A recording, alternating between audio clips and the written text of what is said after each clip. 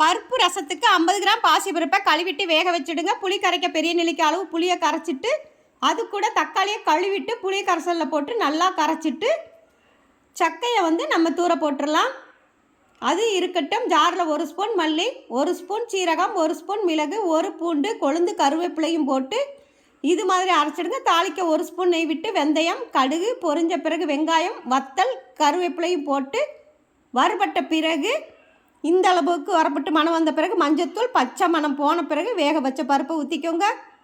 அரைச்ச மிளகு சீரகம், அது கூட காயப்பொடி, உப்பு, கரைச்ச புளி தண்ணியும் ஊற்றி கலந்து விட்டு புளிப்பு உப்பு செக் பண்ணிவிட்டு பக்கத்திலேயே இருந்துக்கோங்க.